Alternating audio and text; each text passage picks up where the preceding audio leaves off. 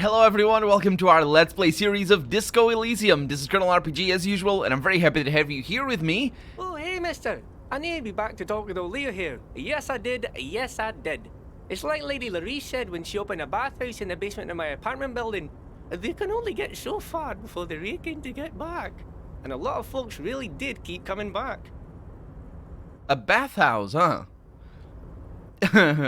So yeah, we were talking to Leo last episode, Easy Leo, and I had one last question that I didn't get answered because time ran out. Not this real time, the other time, this time down here that I can't see because it's YouTube. Leo, in the future, can we keep this greeting short? No, keep it. I have some questions for you, if that's not too much trouble. No trouble at all, mister. No trouble at all. It's like that old saying goes, wisdom withers if not shared. And old Leo is always up for sharing. It's always weird to me when, well, it's not always weird to me, but it's super commonly weird to me when RPG characters try to come across as long-winded.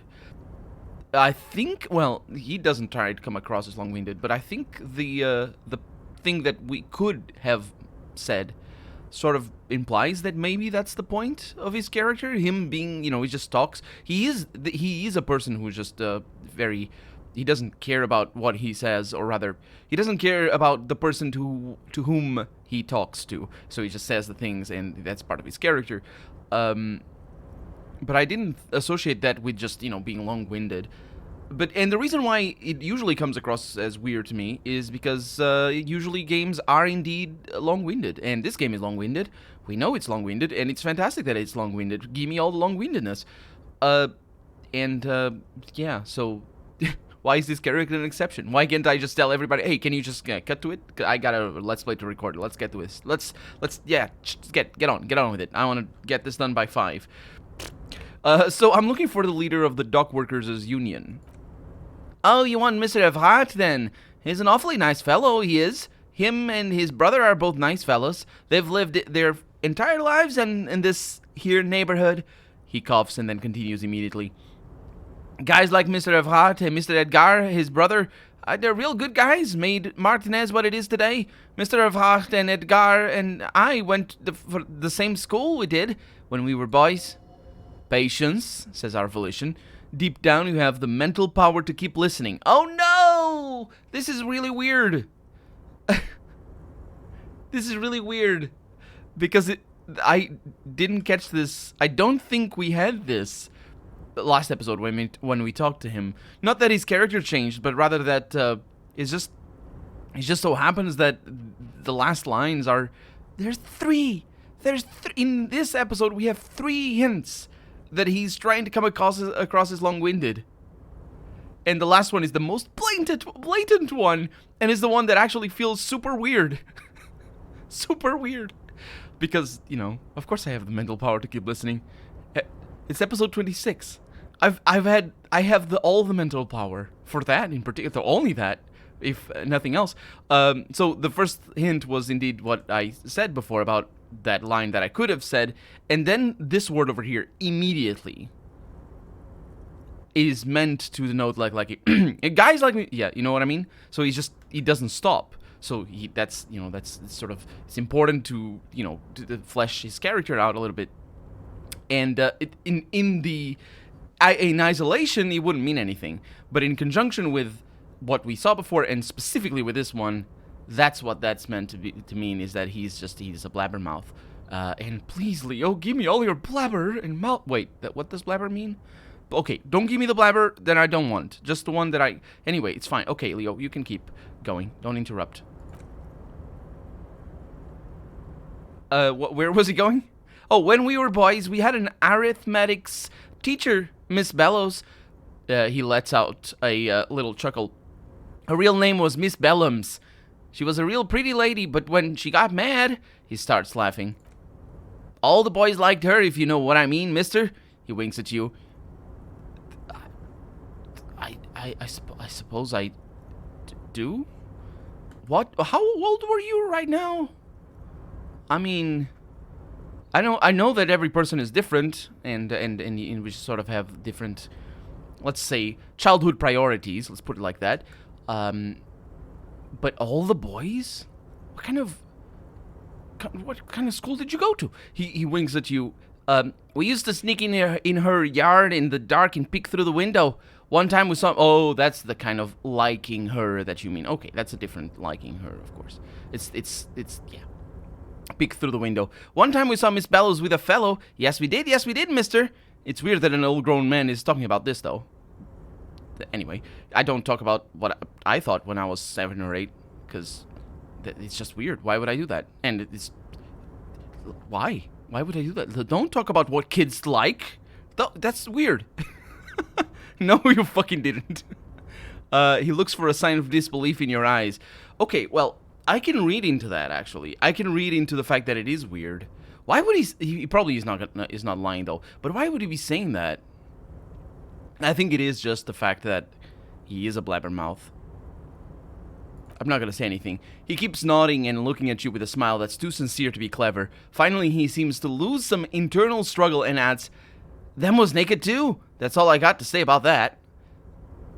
Leo, I know we're adults. He's talking as if he was a child. He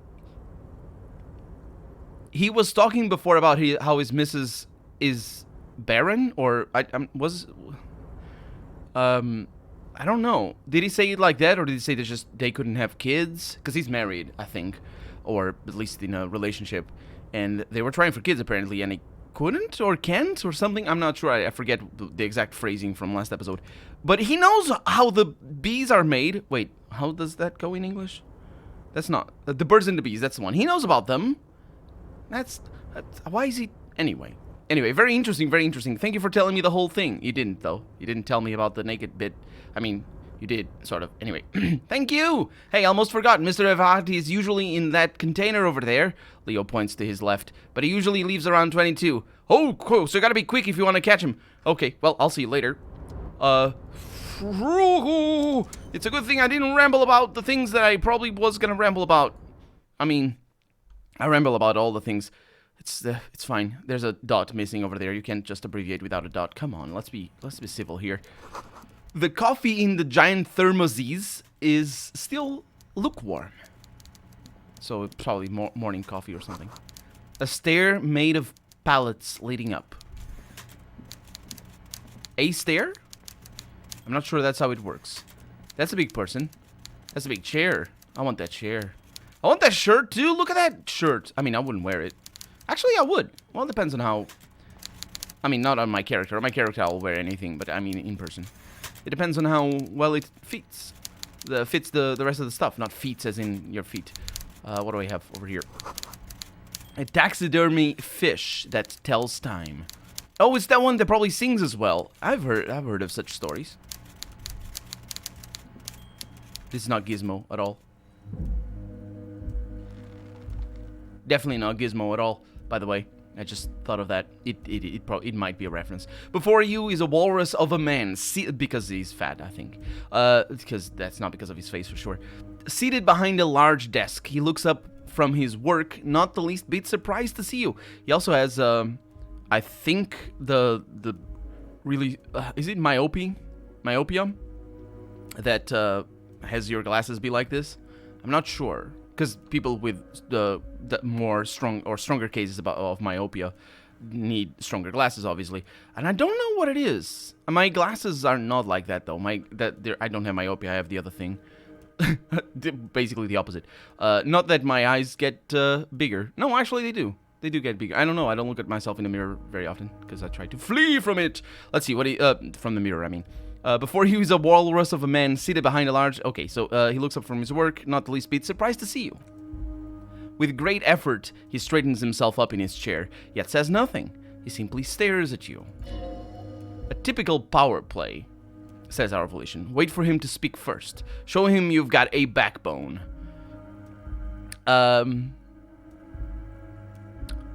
Sure, let's go with it. You know what? I'm gonna trust my instincts here. I'm gonna say nothing, and I'm gonna look him dead in the eyes. The one good eye of this man... Oh, he doesn't have one good eye? Another... It does look like he has a little bit of... I also have a little bit of that, though. Not in that direction, though. Oh, no, that's a different thing. Yeah, I was gonna say that he has, when your eyes are not pointing in the same direction, that might be what's colloquially called the lazy eye, which is a different thing, I think. I'm not really sure, but I think that's what it means by the good eye. I know some people like that. I never asked them which one is the good eye, though, so I just sort of look at both eyes in turn and just, like, talk to them normally. Try not to be overly concerned with the goodness of their eyes. Let's see. The one good eye of this man fills you up with... that's a different thing, though. Please don't fill me up with anything. Without even flickering. The other, his lazy... oh, it is a lazy eye. His lazy left eye, so that would be this eye. Oh, okay. He's constantly moving like a goldfish in a tank. Does he fill me up with the other eye without moving it? Because I'm thinking I think that one is the good eye, and that one is the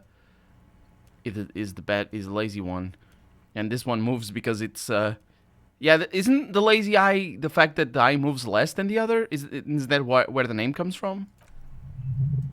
Grotesquely? Oh, not grotesquely. It's just a lazy eye. What's wrong with that? Magnified by his +6 glasses.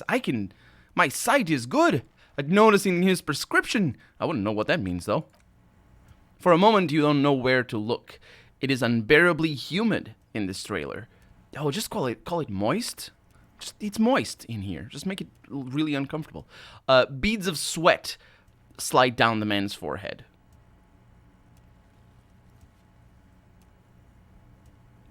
I'm gonna keep staring. Why would I stop? I have no sense of weirdness. It's a role-playing game.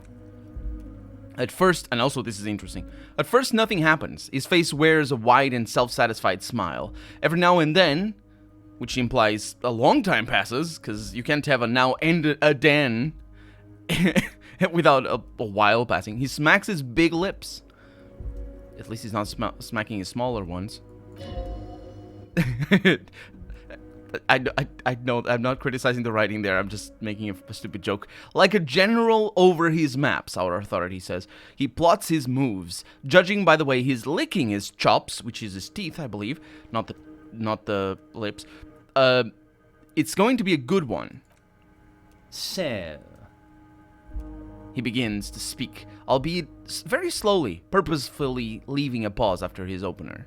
Mr. Dubois, Mr. Kitsuragi, how nice that you found a moment to pay a visit to the Debargers Union.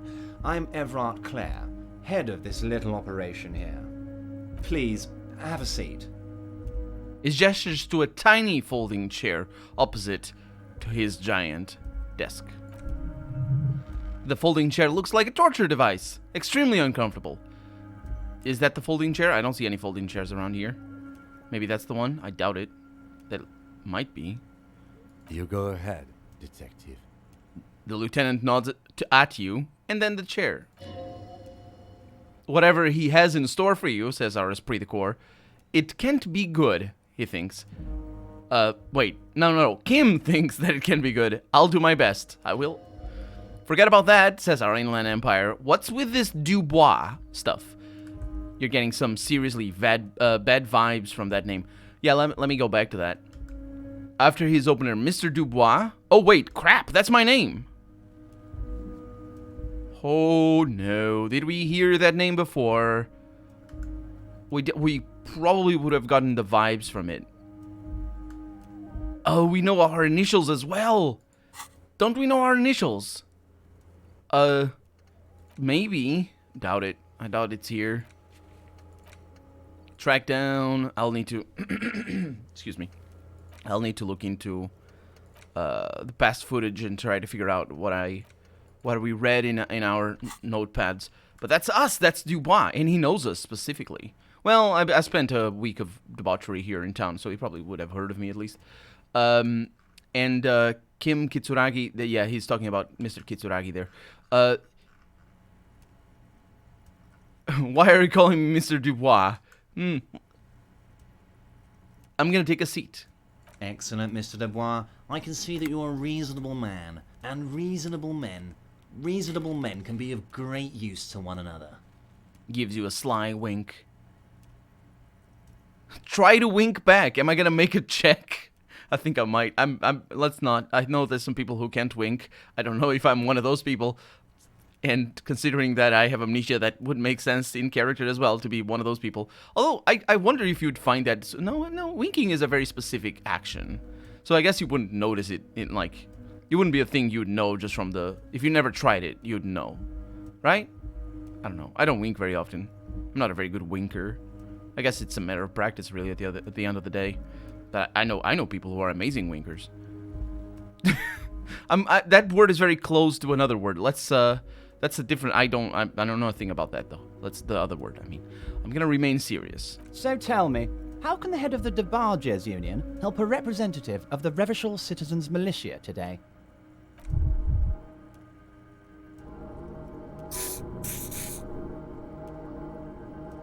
Holy crap, the chair was gonna kill me. I'm killed by furniture every day. This is awful. Holy moly. Also, that's a bug. I don't think that's supposed to be there. It was a challenging check, though, so I guess it makes sense. The chair you're sitting on has got to be the most uncomfortable chair in the world. It's violating your backside and violating their... Does that work in English? Does that stand for what it might stand in other languages, specifically Romance languages? Because in Portuguese specifically, that would be a synonym, or rather, that would be the word, or a very close to that word, that we use for raping, rather than... it's all very connected, but it's just not used... I don't know if it has the double meaning. Well, I guess it can have all the double meaning that you want in English, but it's not. It has a deeper, no pun intended, double meaning in other languages maybe. Certainly it does in Portuguese. So if you were translated, yeah. So I think that is the intention behind that thing. Yeah. Well. Figuratively speaking, it is. Oh, by the way, I heard you got a rather rude reception from a certain Lawrence Garte. Some people have no manners. It pains me to say. Yeah, I'm still feeling from it. This should take care of that nonsense. He points to a giant novelty check on his desk. It's absolutely comically huge. It should be sufficient to cover your expenses for a few days and patch over your differences with the cafeteria manager. Go ahead, take it. He points at it again. Whoa, that's 25 real. That's good money. You need it. It's not. Is it? I thought it wasn't. I thought it was like the same amount as bucks or as dollars. Same value, sort of, more or less. Is it good money? I've been getting so much money then off the streets. Also, those 10 cents per bottle are ridiculously expensive. That pays very well. Take the comically large check, but don't say anything. You can take that comically large check and shove it up your ass and leave if I say that. Oh, I can't just continue the conversation and say that. I'm gonna take the comically large check, but not say anything. Is there anything you'd like to say to me? Or no, says our volition. Oh, this is a... I really do have things to say to you, but this is a check against us thanking him. I'm not really sure what we're doing here, by the way. Is he bribing us? I wouldn't say that I don't know, maybe, potentially, probably. Let's see. Gart is... Lawrence Gart, some people have no manners, it pains me to say. I don't know if Gart is... under his wing. Maybe. They should take care of that nonsense. He points to a giant novelty check. Cover your expenses. Why is he paying me? No, it's cool, I'm gonna say. Cool? Wouldn't go that far. I'm sure there are cooler things than delivering a comically oversized novelty check to a cafeteria manager. But, sure, if that's what's cool nowadays. Now, I'd like to set your mind at ease about one other matter. Your lost gun? Let me assure you, Union people are on it as we speak. I've got my best hounds looking for that lost gun. Lost gun. Lost gun. His slug-like lips. Slugs don't have lips. Move, but all you hear is an echo. Lost gun, lost gun, lost gun. Oh, okay. I did lose morale for the first time in the game, and I'm fine with that. Our half-life had a trivial success, which I love. The world is swallowed by a black hole of fear. Only 2 words escape its gravitational pull. Lost and gun. How do you know about my lost gun? I know everything, Harry. Right now, I know that you're worried. Don't be worried. Everything's going to be all right. Harry Dubois. It could be a nickname, though. It could be a shorter name. Nickname does stand... Well, does it stand for shorter name? You know, a short name. It could be Harrison. I could be Harrison. I could be many things. Can I be many things? Can that be an abbreviation of other things? Maybe. It's not like you left it loaded. You didn't lose a loaded gun. Local children aren't out there playing with it right now, pointing it into their own mouths. It's in a safe place. I just know it. I have a feeling everything's going to be all right. It was loaded, says our and-eye coordination. There were 2 bullets in it. You always keep at least 2 barrels loaded. I don't think it's barrels that it stands for. Also, space. There's a composure check over here. I took the novelty check and I get a -1 because of it. And the chair is killing me, I get a -2 because of it. Holy crap, wait. That might mean some things. Is he trying to make me panic on purpose? Yeah, this is a different thing. Kim? Officer, we will deal with this later. We don't need Mr. Clare's help with this. I wouldn't be so sure about that. He says, as though to himself. Well, 17%. Here we go. I'm gonna lose. Wait. I rolled a 3. I needed it. I was the opposite of what I needed. Oh no. God, you're sweating. Your knee is jerking. You're about to cry, aren't you? Says our composure. You're about to cry because you lost your gun and those children are going to shoot... No! Well, I wasn't. Those children are going to shoot themselves with it. That's not the composure that I thought I was checking. I was considering that if he says it is not loaded, then he knows what happened to the gun. And I'm being framed for murder here. Maybe. Potentially. Because if the gun arrives at me without bullets, then what happened to the bullets? So what? Men can cry too. Okay, so we have the option, the unfortunate option, I guess, to make a sorry, what's the word? Make a sorry picture of ourselves, or whatever. To paint a sorry picture of ourselves, trying not to cry and crying. So that's one option that we have over here. So I can also just cry, which is, what would it mean? And more importantly, what would it make him... I haven't said much. I don't know if how the game is gonna take this, but let's see. So what? Men can cry too. The word can there... No, the word can, yeah, it's sort of implying a sort of social contract rather than necessarily the biological ability of crying that most people have. Not all people. It's actually there's some people who can't. That's a thing. We're talking about a lot of medical stuff that I have no knowledge about today. Yeah, let's go with that. You want to cry, says our composure. God, you're weak. No, you shut up. You're weak. You're the one that failed, not me. That's what you get. Whatever you do, don't cry. He'll think you're disgusting. Okay, well, Mr. Dubois, you don't look so good. Now I want to cry. I'm damaging my morale. I can take this. What is this Mr. Dubois? I'm Harry Dubois. He keeps repeating. What is he trying to pull here? You need to cool the fuck down. Chill. Mr. Dubois! Mr. Dubois! Harry! The large man snaps his fingers, but to no effect. You're in some stupor. There are no Harrys. Let's let your mind go to your safe place. No, I want to cry. Keep sliding down the chair like a jello shot. Can I not... When is a panic attack when you need one? A panic attack here would just solve all the issues. As bad as panic attacks are for just stress and all that sort of stuff. At least in this social conversation, it would... Oh, he has coffee over there. Yeah, there's no Harrys. There are no Harrys here. Let your mind go to your safe place. Let's see what happens.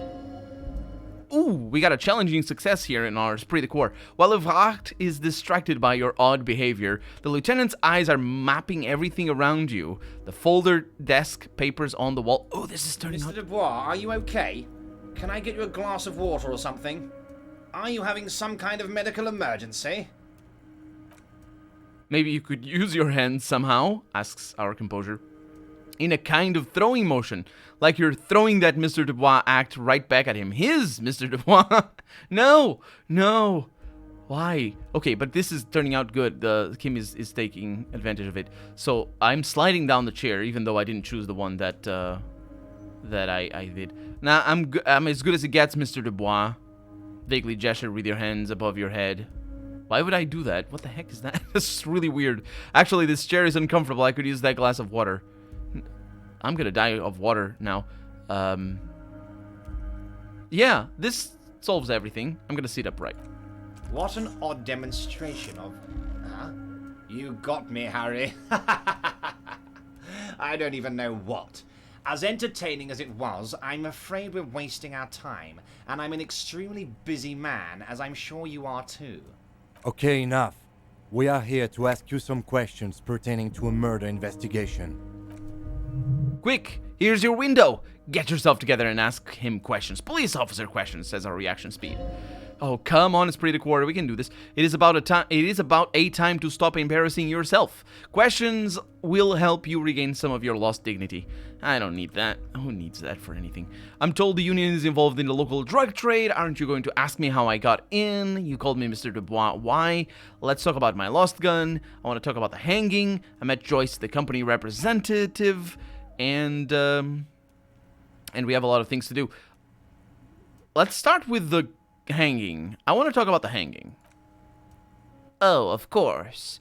That's your main thing here. That's why you're in Martinez. He nods. I know everything that goes on around here, and I would love to discuss it with you. I mean, it's no secret that the lynching is connected to the strike. So much to talk about. Honestly, it's been weighing on me so heavily. I understand you need to interview me. I'm gonna say nothing. But there's a thing that's been keeping me up at night. I want to talk about the hanging. I mean, if we could just calmly talk, exchange information, we could blow this thing wide open. The case wide open. Don't blow things wide open. No. And Kim says, yes, that sounds good. He says with a slow nod, let's do that. But I can't think straight with this thing weighing on me. Suddenly he slaps himself on the forehead. You're police officers, aren't you? I have a crazy idea. You guys are basically door-opening machines. Incredibly talented at opening doors. Yeah, but also incredibly talented at being out of time for the day. So for right now, and because I cannot save, we'll continue this in the next episode. For right now, I'm Colonel RPG, and this has been Disco Elysium. I really hope you've enjoyed it, and if you did, go ahead and leave a comment, like the video if you want to see the next episode come out sooner rather than later, but above all, thank you so much for watching, and I hope I'll see you next episode. Bye-bye.